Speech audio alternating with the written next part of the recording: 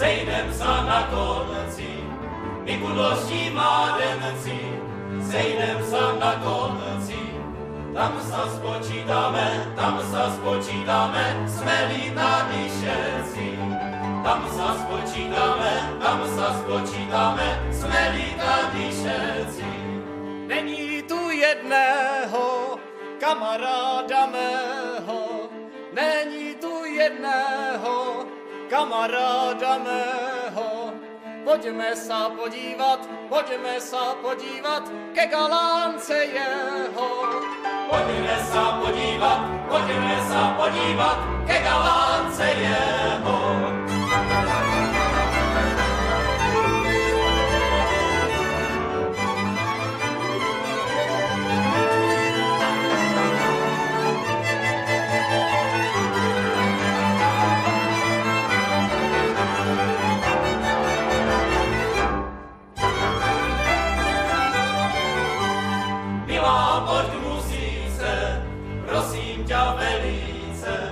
Milá, pojď k muzíce, prosím ťa velice.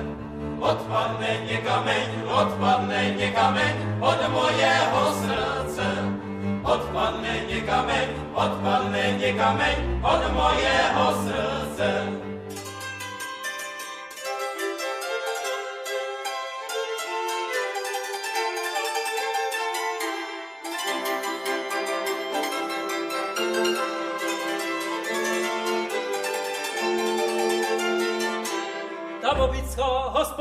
Ta babická hospoda z drobného kamení. A kdo peníze nemá, hajdání nechodí.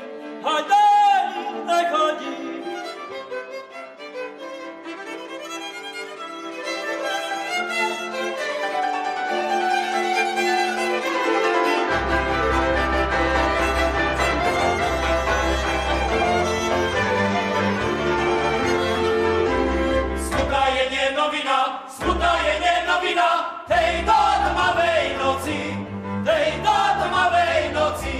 zabili kamaráda, v babících na konci.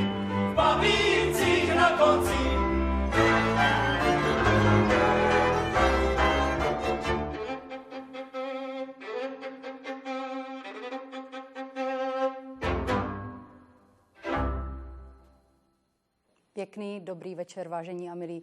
Je tady druhý čtvrtek v měsíci a s ním i pravidelný přímý přenos pořadu U nás. Vítám vás u nás.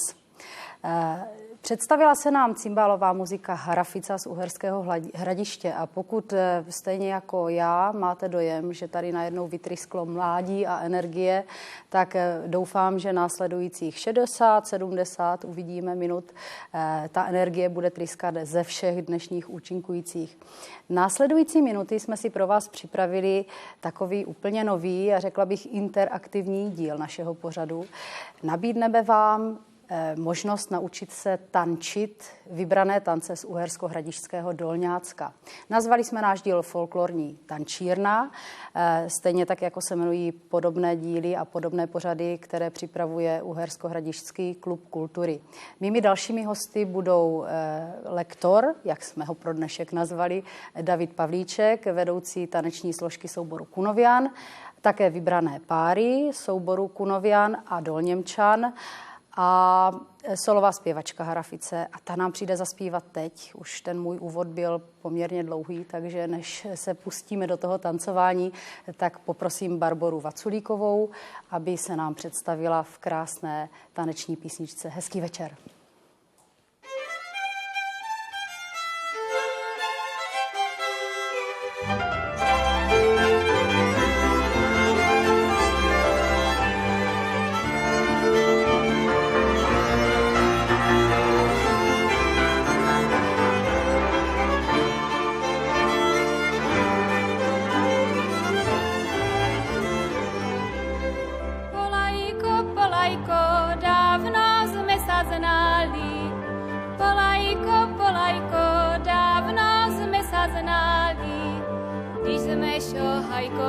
Když jsme šohajkoví, spolem čar čarovali.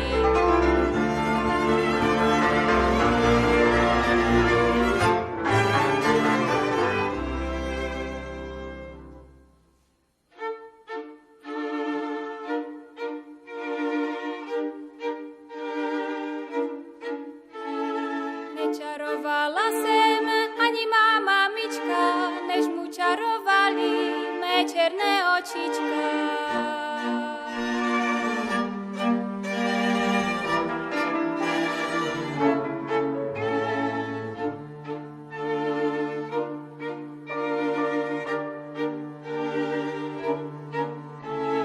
Čarovali jemu moje černé oči, když jich viděl ve dně, musel přijít v noci.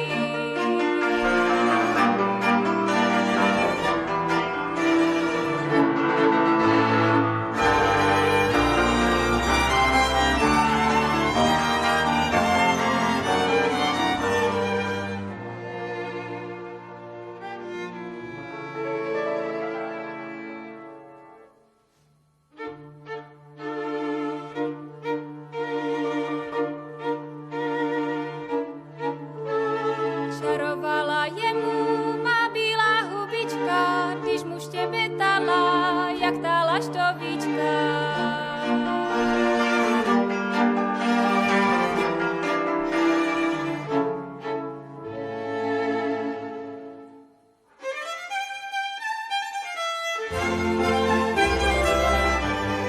Polajko, polajko, dávno jsme se znali, když jsme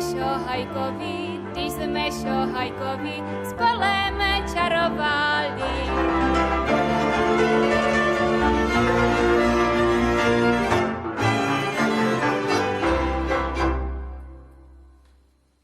Dospívala Barbora Vaculíková, dohrála cimbálová muzika Harafica.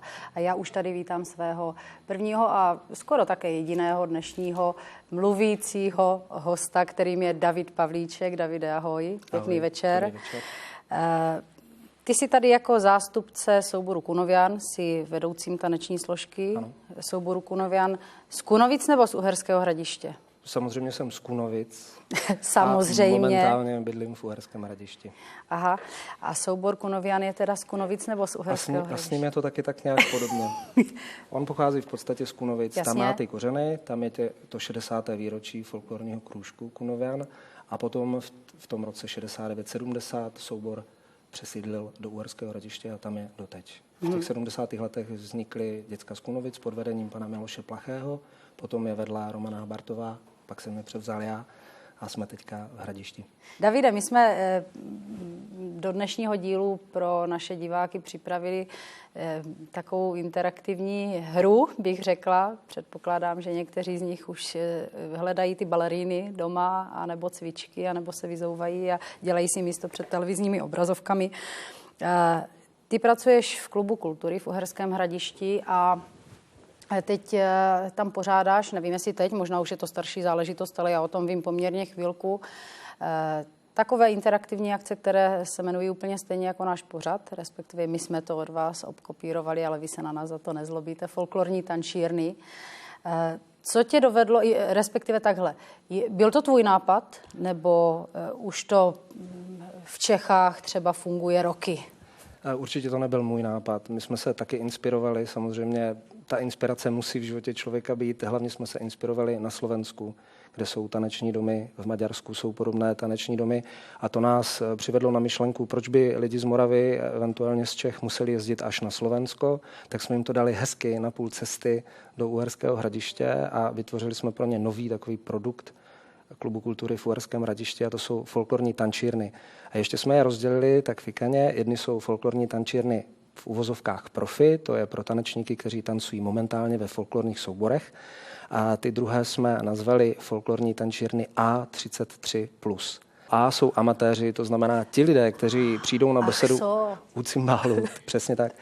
Jsou to ti lidé, kteří přijdou na besedu u cymbálu a vlastně nemají možnost se zapojit, protože jsou tam ti mladí, ti perspektivní, ti dynamičtí mladí lidé, kteří si tam zatancují před cymbálem a oni neví jak a co. To je teda amatérská skupina. A 33+, to je taková fikaná záležitost, to jsou Kristovy roky a my jsme si je vzali v podstatě jakoby startovní čáru těch, kteří už ukončili svoji kariéru ve folklorních souborech a chtějí si někde zatancovat dál. Takže tam už se věnujete těm valčíčkům a tak, jo? Kde pak? Tam se věnujeme normálně klasickým baserám u cymbálu a naopak využíváme těch vysloužilých tanečníků, nechci říkat starších, ale těch vysloužilých k tomu, aby si vzali ty amatéry mezi sebe a naučili je tancovat u cymbálu. Tak trošku jsi mě to objasnil, musím říct. Zkus nám popsat, mě by to dost zajímalo. Sice jedna moje maminka, která se svým synem z Polešovic jezdí ke mně do cymbálu, tak na té tvé tančírně byla z toho, nikdy netancovala, ale byla z toho úplně nadšená. Ale pro ty, co ještě teda nenavštívili žádnou tančírnu a nechce se jim čekat, až jim to dneska předvedete, jak vypadá skutečně taková folklorní tančírna? Je to celodenní záležitost? Ne, není to celodenní záležitost, co se týká A33+. A33+, tady ty amatéry a vysloužilé tanečníky máme v podstatě jakoby na večerních záležitostech spojených s besedou u cymbálu. Nabízíme jim vždycky 2 regiony, kdy přímo z regionu přijede taneční pár, pokud možno přímo vedoucí a krojovaný pár, tak aby si lidi mohli prohlídnout nejenom tanec, ale taky kroj, jak vypadá, což je důležitou součástí. A my je během toho večera naučíme 2 základní regiony, plus zopakujeme regiony, které byly předtím. Teď už pojďme ale tančit. Začneme, a to v podstatě vybral ty, přiznejme to, že jsme vybrali pro dnešek 3 tance z Uhersko-Hradišťska. No. Já přiznám, že Uhersko-Hradišťsko jako etnografickou lokalitu jsem si vybrala já, protože jednak jste progresivní v tom, co děláte v těch folklorních tančírnách, jednak máte na Hradišťsku opravdu moc dobrých souborů a jednak si člověk, který předpokládám, že to umí dělat, tak nám to teď předveď. Co nám ukážete jako první? Co se budeme učit jako první? My vezmeme základ hlucké, sedlské, protože to bereme jako tanec, který je pro takové ty amatéry, takže si zopakujeme, kdysi dávno byl v rozhlase, pořád cvičíme s rozhlasem, tak my teď uděláme cvičíme z Noé. A to je... Takže poprosím všechny, kdyby si teda mohli vzít ty balerinky, aby se nestyděli. Doma je určitě nebude nikdo sledovat. Pánové, ať si zadají dámy, ať si zadají pány. A abych pozval svoji partnerku, kterou je Lucka Kapustková, tanečnice Ondráše, tanečnice Polany, Břeclavanu, Fogáše. Velmi milá holka. Výborně, Lucko, pojď mezi nás. Já mezi tím řeknu, že hlucké bys měl správně vyslovovat jako hucké, protože v huku puku buben a tam se L přece neříká. Já jako pedagog a logoped tam to musím dát. Jako. Tak v tom případě se omlouvám a předávám ti slovo. Tak. Takže pokud jste už teda zadaní, dámy si zadali pány a podobně, základní držení, které v hluckých, sedlských máme, je pravá ruka pána kolem pasu děvčete, levá ruka dámy na jeho pravém rameně. Je to velmi intimní držení, kdy se mohou dotýkat boky, tanečníci jsou mírně natočení k sobě.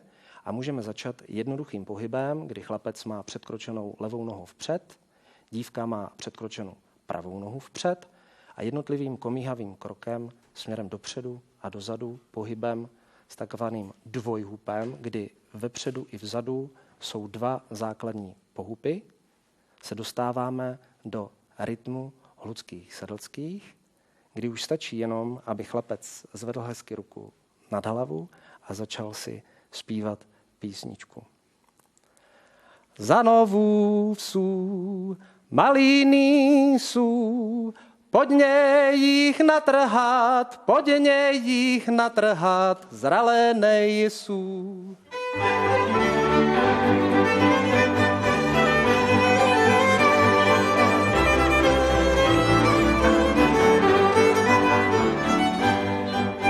Hezky z toho kývavého pohybu potom můžeme přejít do druhé fáze tohoto tance. Já ti do toho vstoupím. Jo? Nechceš ještě u toho kývavého pohybu chvilku zůstat? Mně připadá, že my starší ročníky, než se rozkýváme, víš, jako, že to chvilku trvá, ale nechci ti do toho Tak můžeme prokývat, ten pořad má mít 70 minut, takže se tady můžeme kývat třeba do konce. Tak, ale já bych přece jenom i pro ty starší ročníky postoupil malinkou dál. Dobrá. Kdy chlapec začne vykopávat pravou nohu směrem dopředu a dívka začne vykopávat levou nohu směrem dopředu. Je to velmi jednoduchá záležitost s propnutou špičkou. Špička směřuje směrem dopředu, pokud možno i dolů. Samozřejmě z těch starších etnografických záznamů jsou tanečníci, kteří zvedají nohu přirozeným způsobem, tak, jak ji mají postavenou ve flexovém postavení. Zkušenější tanečníci už tu nožičku malinko sklopí dolů. To je ten tanec a zase poprosím muziku, aby se do nás hezky pustila a pojďte, kluci.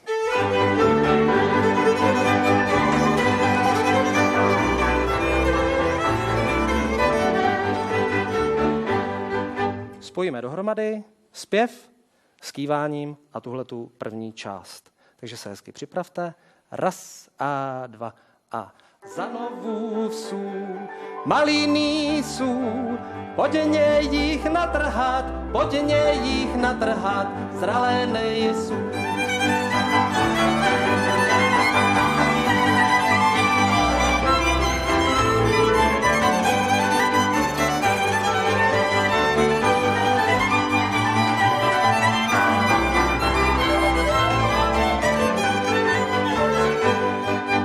Další částí tohoto tance je už výřivý pohyb, kdy tanečník vychází pravou nohou směrem vpřed, tanečnice levou nohou směrem vzad. Jejich kroky tedy jdou po jakémsi kroužku a stejně tak, jak jsme se hezky hýbali směrem nahoru a dolů, využijeme tohoto pohybu i při tom společném víření. Začneme jenom napravo, zatím bez muziky, zkusíme si jenom krůček, který jde směrem dopředu a který nám hezky navazuje na rytmus. Spojíme všechno dohromady, kluci. Zpěv, tanec a společnou. 1 a 2 a zanovu vsů, maliny jsou, pojďme jich natrhat, zralé nejsou.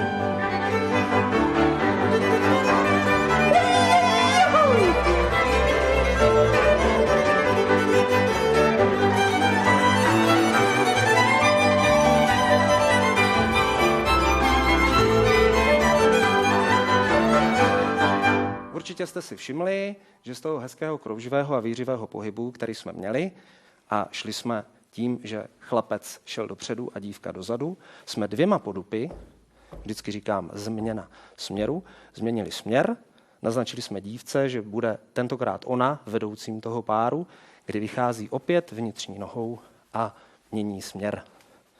Ještě jednou ukážeme, půjdeme dopředu, 1 a 2 a 1, 2. Změna směru, dozadu, dozadu, dozadu, dozadu. Spojíme dohromady a navážeme na to poslední záležitost, kdy chlapec vypouští dívku do točení a sám verbuje, ale o verbuňku tady ještě bude řeč. Takže to spojíme, kluci, všechno dohromady. 1 a 2 a zanovu vsů, maliny jsou, pojďme jich natrhat, zralé nejsou. Hop!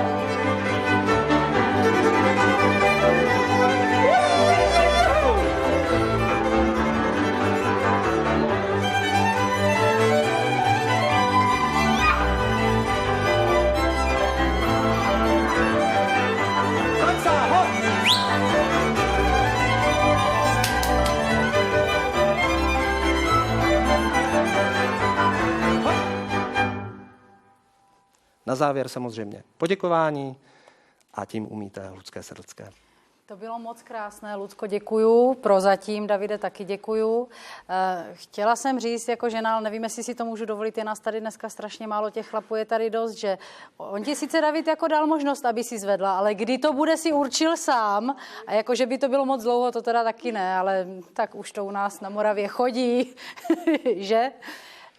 Já Ludce dávám prostor, ona řekla sama, že já jsem o toho, abych mluvil a ona, že se bude usmívat, takže jsme si to rozdělili. Zatím vám to jde krásně, přátelé. Tak, budeme tančit ještě dál. Určitě. Já bych sem pozvala 2 páry, tím jedním bude Petra Vaškových a Petr Klein a to jsou zástupci, vítajte, přátelé, zástupci Kunovianu nebo Dolněmčanů? Dolněmčanů.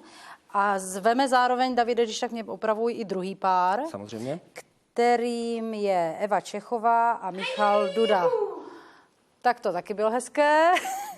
A už podle úvazu vy jste Kunoviané, že? Podle šátku, krásné. A teď vidíte, vážení a milí, že z té civilní roviny, kterou představoval David a Lucka, záměrně jsme nešli do krojů, ale abyste viděli, jak se to tančí v civilu, nám teď zatančí Hlucké, Sedlcké, tady tyto dva páry, ale ještě předtím, než to uděláte, tak oba chodíte, teda oba páry, chodíte do souboru. Poprosím vás jenom na mikrofon, zvolte si demokraticky, kdo odpoví. Já bych se chtěla zeptat, jak se v takových... Ne, musíme počkat, kámen, nůžky, papír, oba jste dali nůžky. Tak, naposledy ale. Tak... Jak se v takovém plném kroji, no to vyšlo zrovna blbě, tobě je to úplně jedno, jak se v takovém plném kroji tancuje, to by mě zajímalo. Určitě máte jako souboráci taky nějaké už rekonstruované kroje nebo řekněme kostýmy? Máte nebo nemáte? No my v Dolním Či ani moc ne. Máme vlastně tady ty kroje, v těch chodíme na hody, na dožínky a na ty větší akce, ale na většině vystoupení se tancuje spíš ve všedních krojích, které jsou samozřejmě pohodlnější, jsou obyčejnější a tancuje se v nich líp.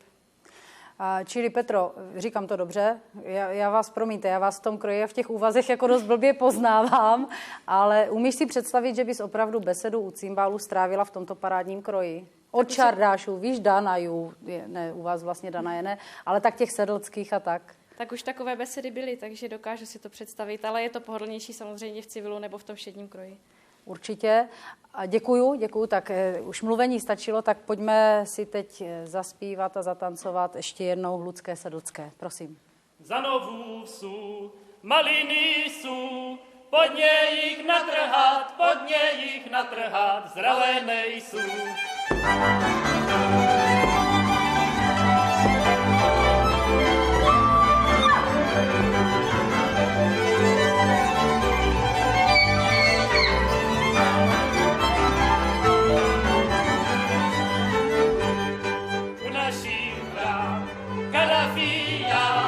Karafia, milý, můj synečku milý, pojď ho trhat.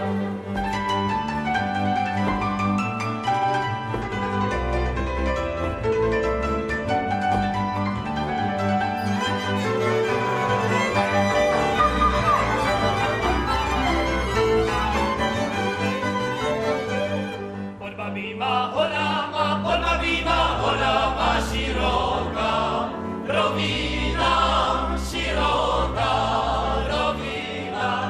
Nastane ti šolajíčku žalostná novina, žalostná novina.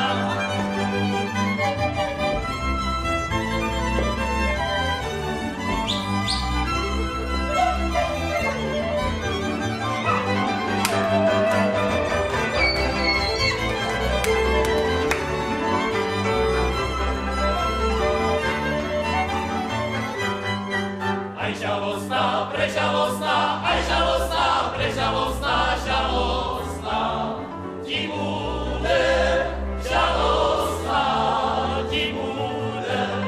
Každá tvoja z najmilejších nadává, jí půjde, nadává, jí půjde.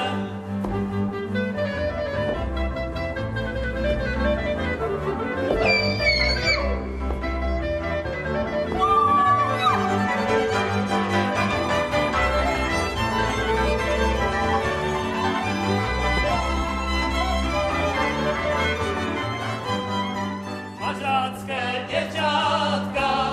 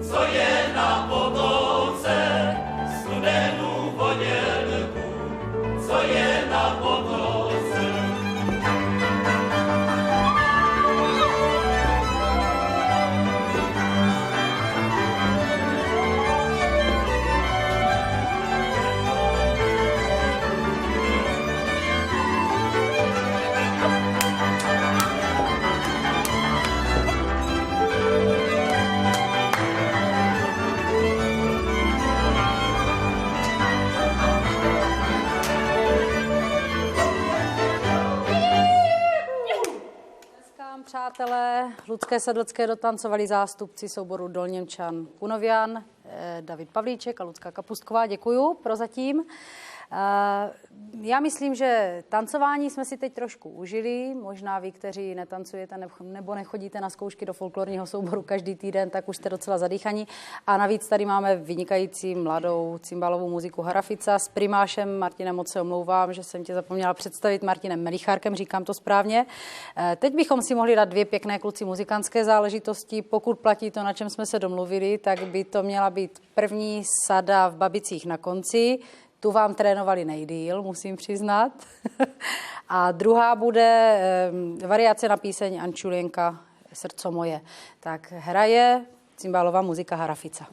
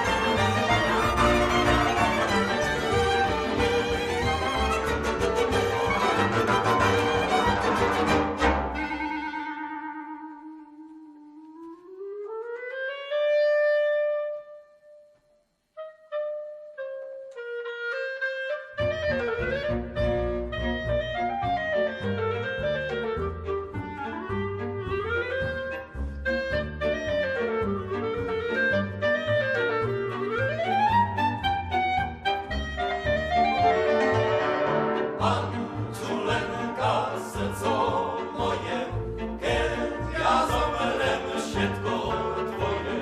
Hej, hej,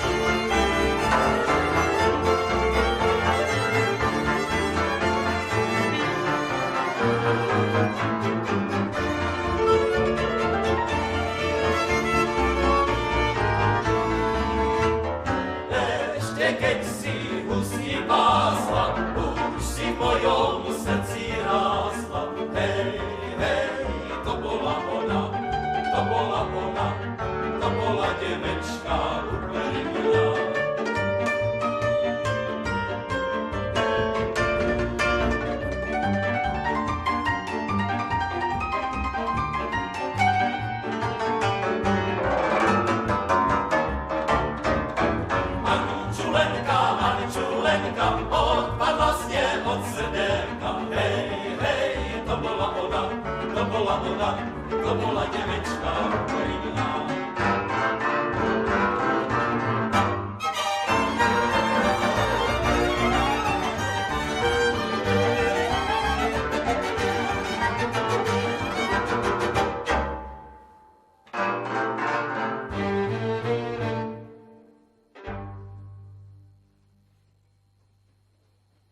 Tak přes pěknou sadu z pomezí jsme se dostali až k Ančulence. Já bych sem poprosila teď Petra Gablase, cymbalistu a taky asi, já nevím, kluci, vedoucího?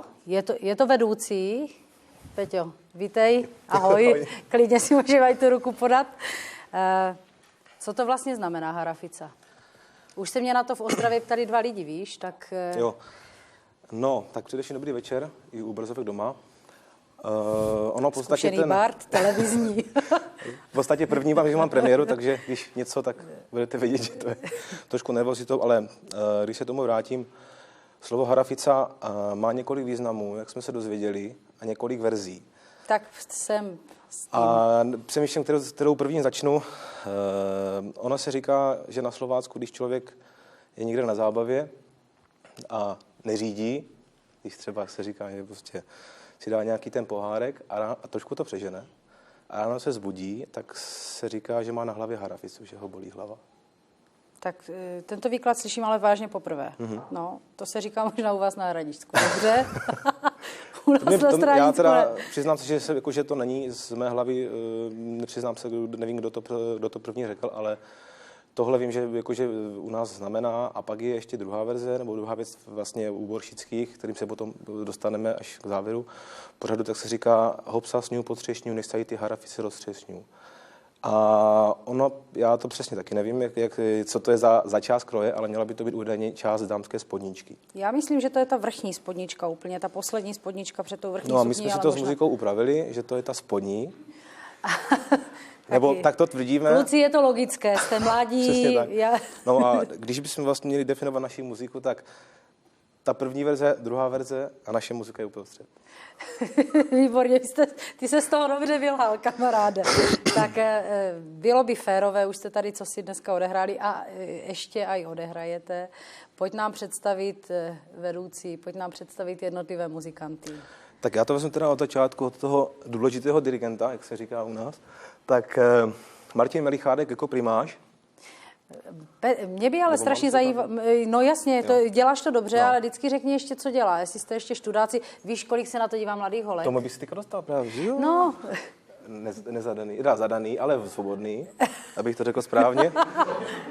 Nebude mi teďka doma peklo. No, aby to nebylo 7krát stejně, víš, no pojďme dál. No víceméně naše muzika, jelikož se všichni pohybujeme ve stejném věku, věkovém rozdílu rok, 2 plus minus, takže ten věkový průměr je kolem 23-24 let.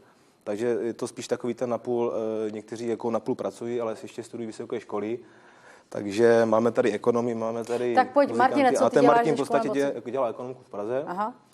A v podstatě k naší muzice se na primářský post dostal teprve 2. rokem, takže v podstatě teďka si 1. rokem přešel docela velkým peklem, protože se musel naučit repertoár, naučit se dirigovat muziku. A zvládá to docela dobře a ještě s úsměvem. Fajn. Dál. Druhý člověk je Petr Štulier, druhý housista.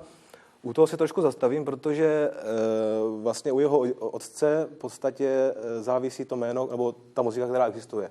Takže vlastně Pavel Štulier, jeho otec, učitel na základní muzické škole, můj vedoucí, já tam vlastně taky učím, tak vlastně dal nás jako dohromady jako dětskou muziku a my jsme v podstatě potom nás už se skončili a vlastně pokračujeme pod jménem Harafica. Jinak Petr teda taky vlastně studuje vysokou školu, je momentálně v Brně, svobodný. Dobře. Svobodný. A jinak, Petře, jenom zastavím tě, jsem moc ráda, že jsi zmínil Pavla Štulíra, protože si myslím, že to je mimořádná osobnost v Hradišti, jednak muzikantská, především pedagogická, že plody jeho práce muzikantské jsou rozesety po celém Hradišťsku a vy jste jeden z nich, také jak správně jsi připomněl, takže pokud se Pavel dívá, nevím, pokud se tata nedívá, tak mu to připomeň, že ho moc pozdravujem. My ho taky teda zdravíme a já půjdu teda dál. No. Už se rozmluvil. Třetí housista je Honza Bazala, taky vysokoškolák, svobodný. A ten teda studuje v Praze s Martinem, oni jsou vlastně všichni ekonomové teďka. I vlastně postupovat dál. Tak to je umělec. Něco, To je, a něco co jako dělá? já. Co děláš? Učitel. To je umělec teda, opravdu. Tak. Honza Bazala ze Starého Města musí zmínit, protože je hrdý staroměšťák, Hrdý staroměšťák? ale my jsme říkali, že on musí, Ano. protože ho tatínek je starosta. Jo. Honza Bazala vlastně... Ano, vím. Porod Ano, Bířů. dobře, rodina tady a přátelské vazby pomíníme. Další zapřisálý staroměšťák Vojtěch Šobáň, klarinetista, svobodný, Krásně ti to Vojto hraje, výborné. studuje v Brně, takže kdybyste chtěli na kafe, tak můžete. Za basou můj bratr, oni si říkají, že jsme si podobní, já si to teda nemyslím, ale Nech to na Milan. jiných. My teda museli jsme kontrabasovou sekci trošku rozšířit, protože hraje s náma ještě Dalibor Lesa, druhý basista, toho taky vlastně teďka zdravím, jestli se dívá, protože oni se, jako jak se říká, my tomu říkáme trošku change, oni se prohodili vlastně v dráce Hradišťanů, takže brácha nastoupil do Hradišťanů už vlastně druhým rokem a víceméně máme dva basisty, někdy hrají spolu, někdy hrají jakoby rozděleně a v podstatě jak to vychází. Mm-hmm. No a dostávám se na ten poslední post. Tady ten Kondrovi chybí na tady ještě jeden člověk, který má podobně kudrnaté vlasy, akorát je trošku menšího vzrůstu, který momentálně je pracovně trošku zaneprázdný, takže není, taky ho zdravíme. A Luděk Hosnedl vlastně pochází z nedalekého Jarošova od Hradiště, kousek od pivovaru, při tatínek je Sládek bývalý, takže ano. Taky si na tom zakládá. Jak vypadá fungování Harafice? Jste rozjetí po školách, ale někteří v Praze. Vy jste kluci dojeli opravdu z Prahy, že? Vím, že jedno auto jelo z Prahy. Někteří jste v Brně. Scházíte se na pravidelných zkouškách? Hraje vám to tak, že člověk by si to aj myslel? No, snažíme se, ale většinou prostě snažíme se nastavit nějaké to pravidlo, že s tím jako jednou týdně nebo jednou za 14 dní by ta zkouška určitě měla být. S tím, že když máme prostě nějaký projekt nebo nějaký větší koncert, tak se to zintenzivní, ale musí se to naplánovat hodně dopředu, protože kluci mají zkoušku, ta Praha je taky daleko, já jsem tam jezdil vlastně 3 roky týdně, takže každý týden, takže vím, co to znamená, když se prostě stráví 4 hodiny na cestě. Takže už jsme v režimu, kdy se to musí hodně brzo naplánovat, aby se prostě udělali zkoušky, vymyslel projekt, ale snažíme se jako nějak pravidelně cvičit. Ty jsi asi taková nejznámější tvář, nezlobte se, ale vaši muziky, když se domlouvám se s Gabem tady, jak si říká, nepředstavili jsme tebe, Petr Gablas, cymbalista, absolvent Brněnské konzervatoře ze třídy Dalibora Štrunce. A děláš ještě vysokou školu, nebo už si hotový? Už jsem skončil. A v Praze, že jsi dělal? Já jsem dělal hudební režii, vlastně byl jsem jeden z posledních žáků profesora Smolky. Aha, tak to je úspěch, to bych řekla. Toho si váš, že jsi byl. Toho si vážím. No a teď učíš teda v Hradišti. Učím v Hradišti a na konzervatoři máš částečný úvazek taky. No. Výborně. Škoda, že domlouvali jsme se, že mě tady dáte na stůl to CDčko. Zatím je nedali, ale možná, že to nespraví, protože do konce pořadu se už nedostanou nikam. Natočili jste jedno CDčko, je moc pěkné, i zvukově. Plánujete druhé? Dneska některé věci nejsou z toho CDčka, ale jsou docela připravené, tak se dá předpokládat, že to pravda, je že tady příprava. Vlastně ta série těch písniček, která byla v tom posledním bloku, tak je z CDčka. A já zatím jako nebudu nějak velice jako se vykládat, ale máme v plánu, že bychom příští rok natočili CDčko. Je tam jakože samozřejmě naše muzika s určitými hosty a jenom řeknu, že nás oslovil Erik Feldwabel, vlastně Verbíř, který momentálně, to asi 3 měsíce zpátky, kdy vyhrál pěveckou soutěž v Rumunsku. To se možná ani neví, že vlastně byl vyslaný za Českou republiku a vyhrál tu soutěž.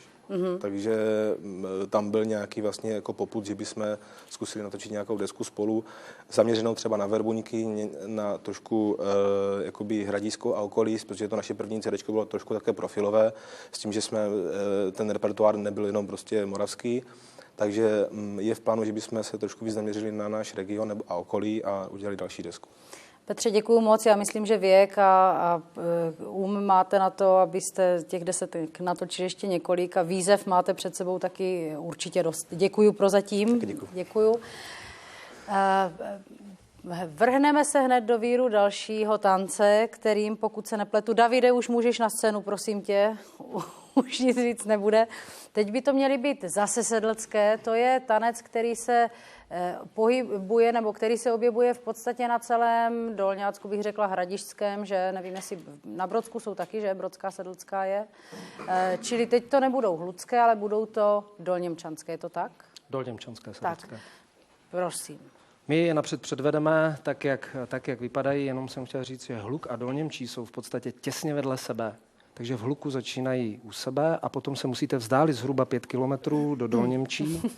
Je tam stejné držení, podobné houpání a já poprosím kluky o písničku Dolněmčanů doma není. Raz a dva a Dolněmčanů doma není, hej, Dolněmčanů doma není, jeli do hor na kamení, hop.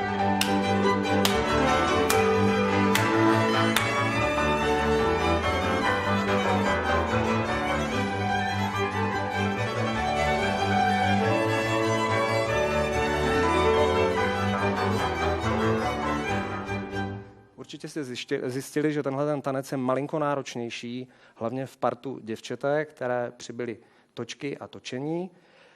Klasická záležitost předspěvová je v malinko jiném držení než u hluckých. Připomínám, u hluckých, sedlských držení v tomhletom uzavřenějším.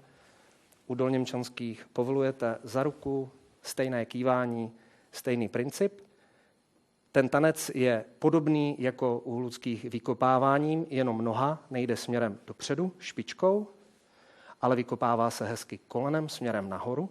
Takže velmi podobný pohyb, rozdílných jenom těch 5 kilometrů. Výborně by to zatancovali kontráši, tady Harafice s tou nohou, on už ji v tom úhlu má. Takže je to tenhle ten pohyb podobný jako u hluckých. Můžeme si zopakovat jenom ten začátek hezky. Raz a dva a Dolněmčanů doma není, hej, Dolněmčanů doma není, jeli do hor na kamení.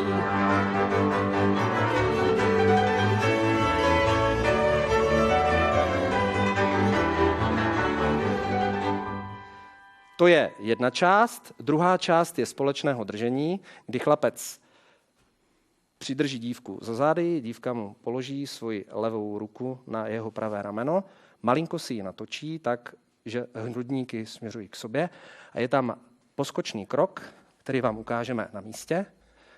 Je jednoduchý odraz z vnitřní nohy, dopad na obě dvě nohy, s tím, že pomaličku začínáte točením a vířením, tentokrát jenom na jednu stranu. Náročnější záležitost. Zkusíme s muzičkou, kluci 2 sloky poprosím, my začneme vykopávkou. Raz a dva a.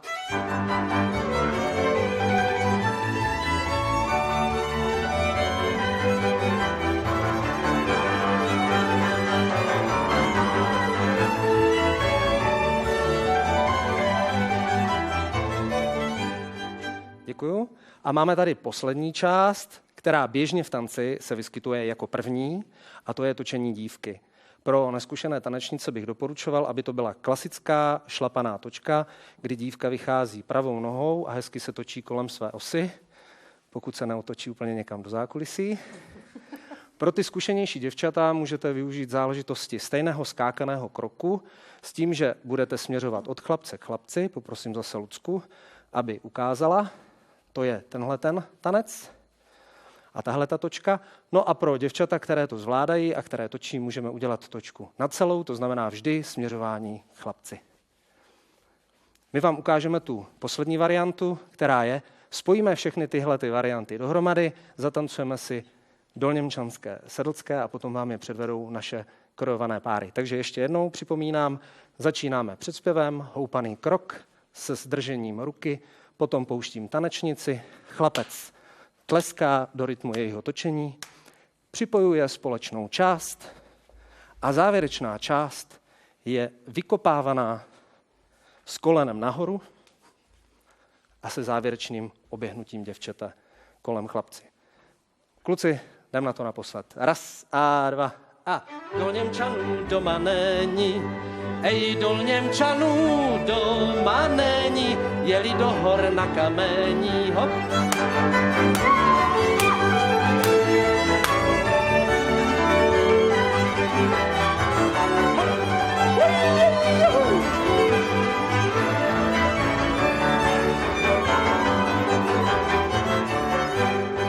Děkuju. To jsou dolněmčanské Selské. Krásné to bylo. Teda mě tak mrzí, že tady není nějaký volný tanečník. Co se dá dělat? Tak, pozveme ale naše dva páry. Máme tady už, přátelé, první vaše dotazy na muziku i na tanečníky, ale necháme Davida vydechnout, protože bude muset odpovídat. Petře, ty asi taky, ale necháme zatancovat teď náš pár z Dolněmčí. Dolněmčanů doma není, Dolněmčanů doma není, jeli do hor na kamení.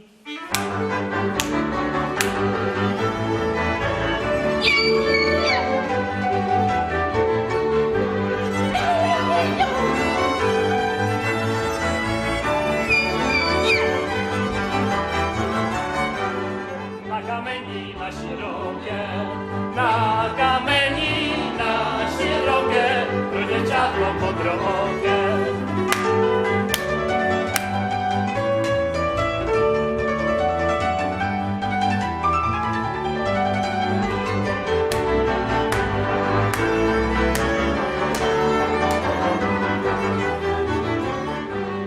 Šohaj kulutera, za tebe vůlu mám, ale já otec mať za tebe nechce dát, za tebe nechce dát, ale já otec mať za tebe nechce dát.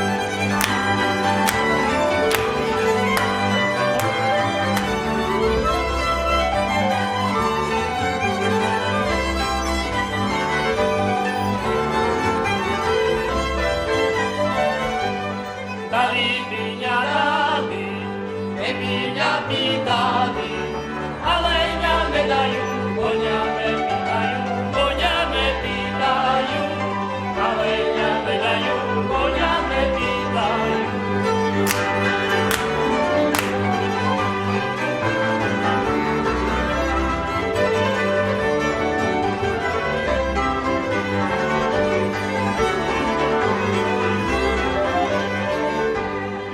Dolněmčanský kluka ztratil šohaje v rukách, od něho milá hledat, pojede mi jednak, od něho milá hledat, pojede mi jednak.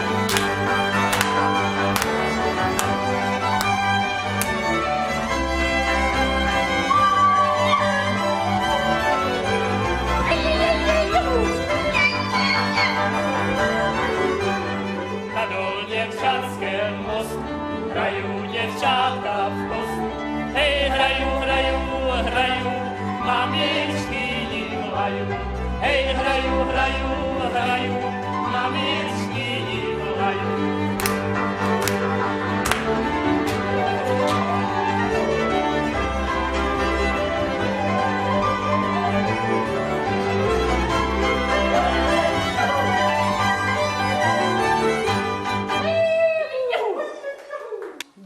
Děkuju moc. Davide, prosím tě, ty tady zůstaň, pojď si sednout. Ještě než dáme slovo Harafici, Barči Vaculíkové, máme tady reakce našich diváků, chce se mi říct spokojených, sami uvidíte a uslyšíte. Dobrý den, zdravíme vás z Brna. Na dnešní pořad jsme se strašně těšili, já taky. Slečna Vaculíková má nádherný hlas, cymbálová muzika, Harafica jsou velice sympatičtí hoši. Tančíme před obrazovkou, moc nám to nejde, ale velmi nás to baví. Markéta a Vašek, o to jde, Davide. Super, je tak by to mělo vypadat. Dobrý večer, chtěla bych se zeptat na pana Davida, jak dlouho se folkloru věnujete a jaký máte názor na vývoj folkloru v současné době. Ptá se paní Milada Bednaříková z Frenštatu pod Radhoštěm. Dave, zkus odpovědět, ale nemusíš moc dlouho. Jasně, folkloru se věnuju od svých 19 let, teď je mě 41, takže se mě to nechce rychle počítat. To je první otázka. Vývoj folkloru, jak kde, v jakém regionu, jak který region si toho cení. Já si myslím, že regiony hodně hezky dbají teďka na krojovou úpravu jednotlivých souborů, hlavně hodové chasy a vůbec záležitosti, které se týkají ne jakoby souborů jako takových, ale spíš těch chas a těch zájemců, který o to jde. A co se týká souborů, myslím si, že kvalita těch tanečníků je pořád větší a větší a ta konkurence obrovská. A vývoj v podstatě je velice individuální. Je to vždycky o osobnostech, ten, kdo ten soubor vede a jeho myšlení, kam ho má vést, je to tak. Tady je zajímavá prosba nebo zajímavý dotaz. Chtěl bych se zeptat, jestli můžete popsat alespoň část, co znamenají jednotlivé výšivky na krojích, nebo tedy zda vůbec něco znamenají. Ptá se spokojený divák z Přerova. Tak my se moc omlouváme, toto je otázka pro zkušené etnografy, kteří se věnují krojům. My jsme dnešní pořad pojali spíše tanečně s tím, že ty kroje v podstatě mají dokumentovat jenom ten rozdíl toho tance, když ho vidíte v civilu a když ho vidíte tančený v kroji, ale myslím si, že pokud byste se ptal na něco konkrétního a svůj dotaz poslal třeba do Slováckého muzea v Uherském Hradišti, tak vám určitě zodpoví, ale každopádně děkujeme, že se na nás díváte. I za tento dotaz děkujeme. Nechtěli byste udělat nějaký samostatný pořad, kde byste jen vyučovali folklorní tance? Tento pořad mám velice ráda a pravidelně se na něj dívám. Děkuji, Anna Cibulková z Prahy. Tak je to slovo do pranice, paní Cibulková. My určitě s Davidem, to si řekneme skoro v závěru, počítáme s tím, že naše folklorní tančírna je sice první, ale snad nebude poslední. Doufejme.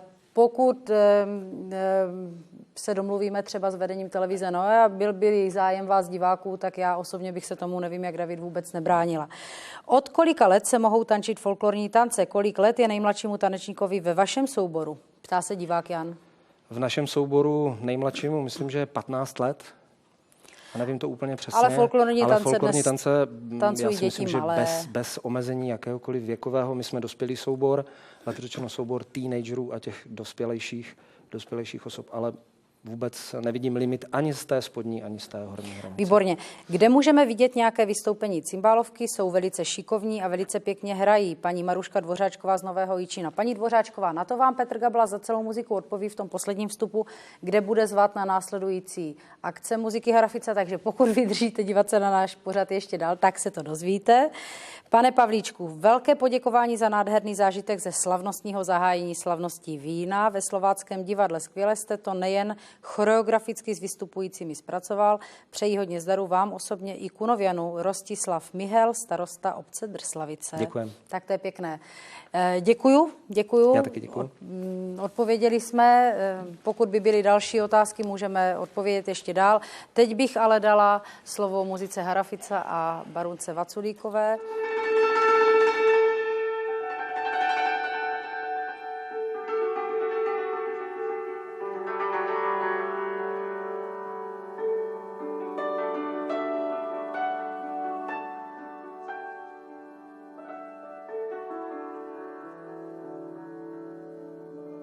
Odešel můj milý dolů dolinečku, zavázal mě srdce hedvábnou šňůrečku.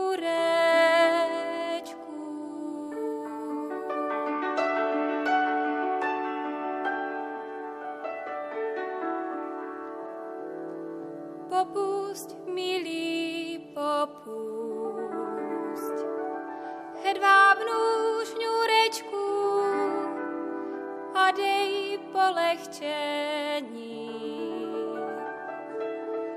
mojemu srdéčku.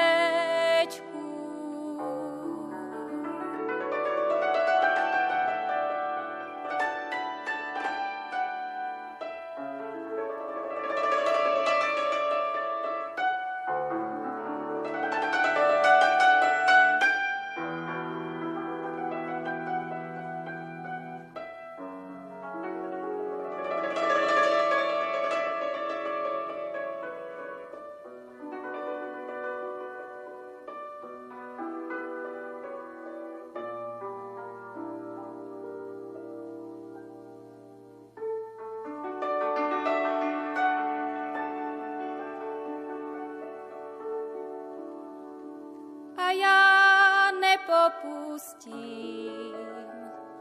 ale lepší stáhnu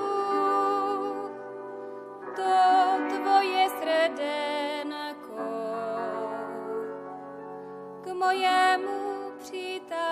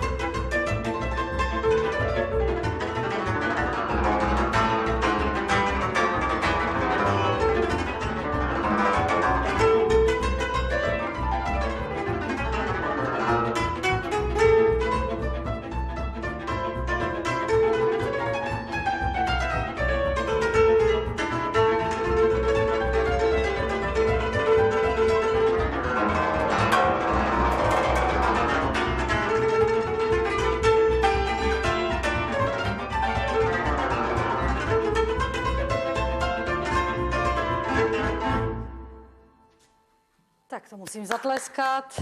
Doznělo, přátelé, synkopické dílo Petra Gablese, variace na píseň Kejca voják na té vojně, jestli se nepletu, jestli jsem to tam dobře poznala.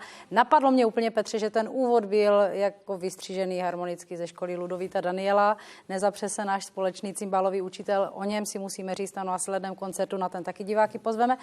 Vaše reakce se množí, čemuž jsme moc rádi, když čas už nás trošku tlačí. Dozvěděl jsem se, a to je, kluci, velká náhoda, jo? Dozvěděl jsem se, že někteří z pánů jsou studovaní muzikanti. Chtěl bych se zeptat, jak moc při aranžování písní čerpají z vážné hudby. Hádejte, kdo se ptá. Petře, hádej. To jméno ti vůbec nic neřekl nějaký Pavel Kunčar. Že ho zdravím. Tak prosím tě, jednou větou řekni, kdo to je, a druhou větou odpověz. Čas nás tlačí. Pavel Kunčar. Pavel Zvukař se jmenuje Kunčar. Ale taky se to tak dá říct, protože Pavel Kunčar je můj kamarád, spolužák z Akademie z Prahy. A ta druhá věc je důležitá, že v podstatě nám dělal byl to zvukový mistr našeho CDčka, které jsme vydali. Tak dobře, a teď k té otázce. Jak se necháte při úpravách inspirovat vážnou hudbou? No, tak já se v podstatě vycházím z toho, co jsem nějak jako prošel, čím jsem jako byl ovlivněn, ať to byla konzervatoř, ať to byla vysoká škola, ať je to prostě folklor, kde prostě občas, když jsem byl ještě mladší, když bylo toho času víc, tak třeba na festivaly a člověk potom zjišťuje, jak ty muziky hrají, jak v tam daném regionu to chodí, jak kdo se čím inspiruje. A já musím teda přiznat, že v podstatě vážná muzika je velký rybník inspirace a prostě člověk si z toho může říct strašně moc věcí. A já třeba tím, že jsem to vlastně studoval, tu režii vlastně zaměřenou na vážnou muziku, tak tím jsem k tomu ještě víc jakoby se prohloubil. Fajn, děkuju moc. Já bych sem pozvala Davida Pavlíčka na poslední krátké už povídání. A můžu teda ještě jednu věc, která nám určitě. Jenom teda, já jsem zapomněl jednu věc, kterou mě tady Luďa potom trošku vytýkal, když měl jsem vlastně ten svůj vstup, tak Luďa je taky svobodný, kdybyste náhodou potřebovali. Jo, Luďo, promiň, nás tak zaujala ta noha, víš, a ta židla, že jsme na to úplně zapomněli, na ten tvůj stav. Tak děkuju. Máme tady od diváka z Prahy, děkuju za krásný pořad. Chlapi z Kunovic a Uherského Hradiště hrají skvěle, hudba má říz a je v ní úžasný náboj a emoce. Nápad s tančírnou je skvělý, díky. My taky děkujeme divákům z Prahy. Tak, to jsme se možná mohli zeptat holek, ale já myslím, Davide, že jako zkušený vedoucí souboru odpovíš i ty, jak dlouho trvá děvčatům obléct se do těch zdobených krojů a potřebují při tom oblékání nějakou pomoc? To vím naprosto přesně, to vám neřeknu. Nevíš? Nevím, netuším. Myslím, že se teď oblíkali kolem 30 minut do těch svátečných. Určitě. Pokud mají klasický kostým, který mají jevištního rázu, tak do 3 minut si myslím, že jsou určitě přesvědčení. Kvůli převlekům, ale to potvrzuju, že pokud se oblíkají do kostela nebo na hody, tak určitě maminky, babičky, všecko jim pomáhá. Tak, dobrý večer, sledujeme váš pořad, krásné písně, cymbálovka na vysoké umělecké úrovni. Tančíme a radujeme se. Samí pěkní kluci, Borovičkovi, o hezkých holkách ani slovo. Co se dá dělat? Tak a teď nejlepší otázka. Na závěr, dobrý večer, pane Pavlíčku. Vedete i své děti k folkloru? Jejda. A já těch dětí mám opravdu hodně. Jsem bývalý kantor, takže nepočítaně. A všechny ty děti, které se kolem mě vyskytují, tak vedu folkloru a chtěl jsem podotknout, že taky jsem svobodný. Že? Výborně. Bezdětný, výborně. Bod tentokrát i pro tebe. Tak Davide, pojďme jenom jednu otázku v podstatě, jasně. Kromě toho, že pozveme, ale to až po té následující taneční škole. Bavili jsme se o tom, když jsme náš pořad připravovali. Jak dneska člověk pozná, když přijde na besedu u cymbálu? Jinak, jak pozná David Pavlíček, který tady učí tancovat, je to člověk ostřílený Ondrášem, Kunovianem, já nevím čím vším možným. Už má co si za sebou, umí zpívat, rozezná písničky, rytmus má v těle. Jak pozná, co má tančit, co mu muzika hraje? Je to velmi složitá záležitost v momentě, kdy začíná hrát samotná muzika. Sama dobře víš jako muzikantka, že ty jednotlivé písničky se přelívají do regionů, lidi znají spoustu písniček a tak si je i půjčují z regionu do regionu. Je jednoduché, když přijde tanečník před muziku a začne si zpívat, protože on si určí, co zpívá, jestli bude tančit hudské, nebo bude tancovat boršické, dolněmčanské a tak dál a tak dál. Když hraje muzika, je to někdy opravdu velmi komplikované, nebudu dělat žádného hrdinu. Když to nevím, tak se vždycky podívám na primáše a zeptám se. Co hrajete? Je to opravdu někdy složité. Já s tebou musím teda úplně souhlasit a dát ti za pravdu, protože ve svých úvahách jsem dospěla k témuž závěru, jednak, že možná dřív to bylo tak, že člověk, který šel za muzikou, tak si šel do toho svého lokálního rybníčku, kde se tancovalo jenom to jeho, protože nikam moc dál se třeba nejezdilo, nebo do blízkého okolí, takže věděl, co se bude tančit. A nic moc ani neřešil, protože každý byl tak hrdý, že prostě když byl z Hradiště, tak nic jiného než ty sedlcké třeba, nebo z Boršic, tak nic jiného než boršické netancoval. Dneska je ta situace podle mě naprosto jiná. Tou migrací a tím vším vědomím širším, podle mě, kdy známe daleko větší počet písniček a tak dál. Ještě řekni, jak to děláš při těch tančírnách. To je bezvadný nápad. My to děláme při tančírnách velmi jednoduchým způsobem. Inspirovali jsme se v boxu, kde vlastně po každém kole chodí vždycky slečna, která nese cedulku s nápisem, které kolo probíhá, a my máme nějaký taneční pořádek, kdy máme krojované holky, které vždycky vezmou velkou ceduli s nápisem Hludské sedlcké, obejdou s ním celý sál a všichni tanečníci ví, který tanec se bude následovat. Což je jednoduché, je to takový vtip v podstatě, ano, ale nikdo se necítí strapněný, že přijde před cymbál a začne tancovat něco jiného, než muzika hraje, protože všichni budou tancovat jednu věc. Výborně. Děkuju. Před námi je poslední blok taneční. Co budete učit jako poslední? My dáme boršické. Je to takový pro změnu sedlské. Pro změnu sedlské. Ano. Je to temperamentní tanec, který je, dá se říct, jednoduchý, a kdyby náhodou někdo neuspěl v těch hludských a v dolněmčanských, tak tady si myslím, že to bude jednoduchá záležitost a bude to 100% úspěšnost. Výborně, těším se na to. Lucko, jestli tě můžu poprosit. Vrátíme se do toho původního držení, které jsme měli na hudských. Máte dvě možnosti variabilní. Buď se budete při předspěvu kývat dopředu a dozadu, nebo vám dáme možnost výběru demokraticky ze strany na stranu. Vyberte si, která je vám ta varianta milejší. Mně osobně je milejší, tahleta je důraznější. A písničky, které budeme zpívat, jsou velmi jednoduché. Tanec je na patu, kdy tanečník zvedne špičku, postaví ji na patu a jenom jednoduše poskakuje po jedné noze směrem dopředu, případně dozadu. Může využít směr chlapec dopředu, dívka dopředu.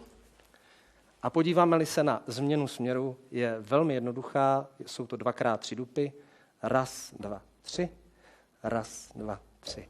My to předvedeme, je to jednoduché. Reš, reš, reš, drobná reš, prečo sa ty, moja milá, za mnou dreš?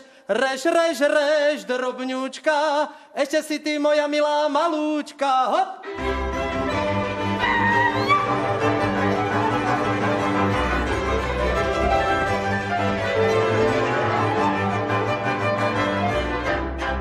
Zkusíme si to ještě jednou, je to docela kvapík. Takže pojďme na to. 1 a 2 a... Reš, reš, reš, drobná reš, prečo sa ty, moja milá, za mnou dreš?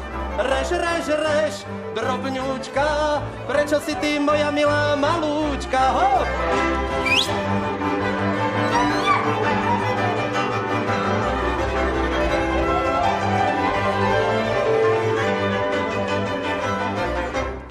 Rychlokurs. Takhle by to mělo vypadat. Já bych pozval páry.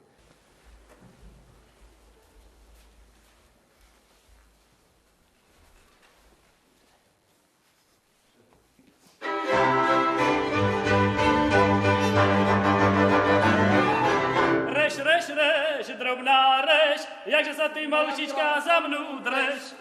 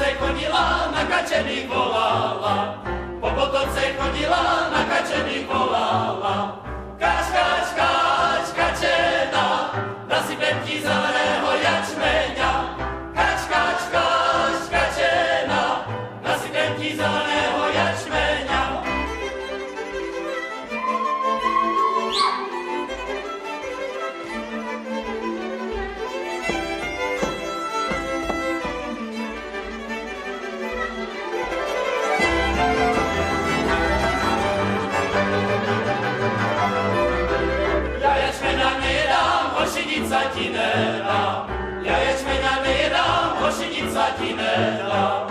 Falešné oči máš, za jinýma pozeráš.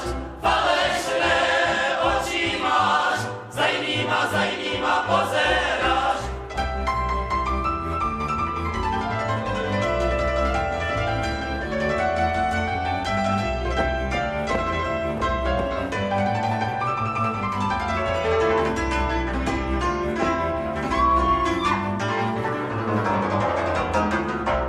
Zajmá každý den po třešňu, nezaj ty harafice rozčesnu.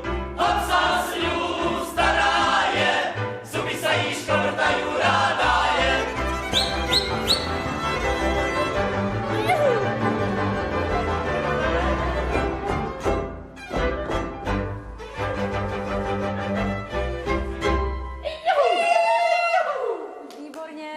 Výborně, děkuju moc.